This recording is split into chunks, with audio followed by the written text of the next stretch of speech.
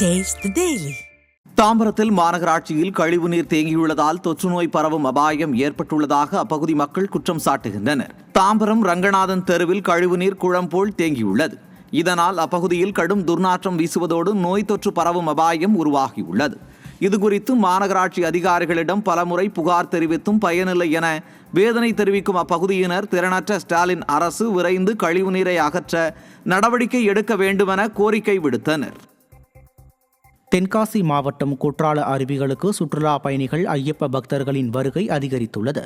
குற்றாலம் பிரதான அருவி, ஐந்தருவி, பழைய குற்றாலம் அருவி, சிற்றருவி, புலியருவி உள்ளிட்ட அனைத்து அருவிகளிலும் நீர்வரத்து குறைவாக உள்ளது.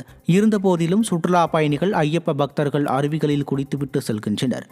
மேலும் அப்பகுதிகளில் உள்ள கடைகளில் கூட்டம் அதிகரித்துள்ளதால் வியாபாரிகள் மகிழ்ச்சி அடைந்துள்ளனர்.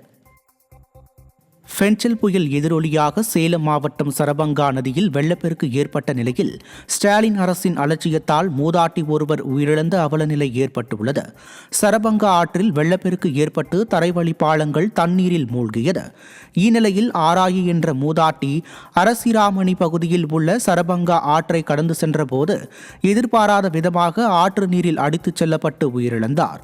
திறனற்ற ஸ்டாலின் அரசு முறையான முன்னெச்சரிக்கை பலகை வைக்கப்படாததால் பரிதாபமாக ஒரு உயிர் பறிபோனதாக பொதுமக்கள் குற்றம் சாட்டுகின்றனர்.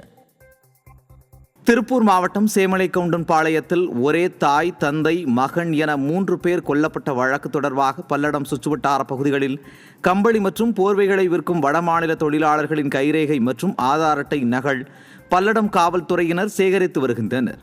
ஸ்டாலினின் தலைமையில் கொலை, கொள்ளை, பாலியல் வன்கொடுமை போன்ற குற்றங்களை கட்டுப்படுத்த முடியாமல் செயலிழந்துவிட்ட காவல்துறையினர் இக்கொலை தொடர்பாக 14 தனிப்படைகள் அமைத்தும் கொலையாளிகள் யார் என்பதை கண்டுபிடிக்க முடியாமல் திணறி வருகின்றனர்.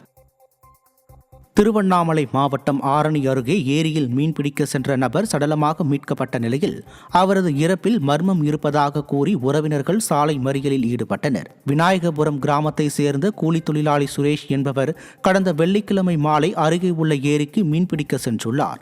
நீண்ட நேரமாகியும் வீடு திரும்பாததால் குடும்பத்தினர் தேடிய நிலையில் ஏரியில் சடலமாக மீட்கப்பட்டார். சுரேஷின் இறப்பில் மர்மம் இருப்பதாக கூறி அவரது மனைவி கண்ணீர் விட்டு கதறியபடி தனது 2 மகன்கள் மற்றும் உறவினர்களுடன் படவேடு ஆரணி சாலையில் மறியலில் ஈடுபட்டதால் பரபரப்பு ஏற்பட்டது.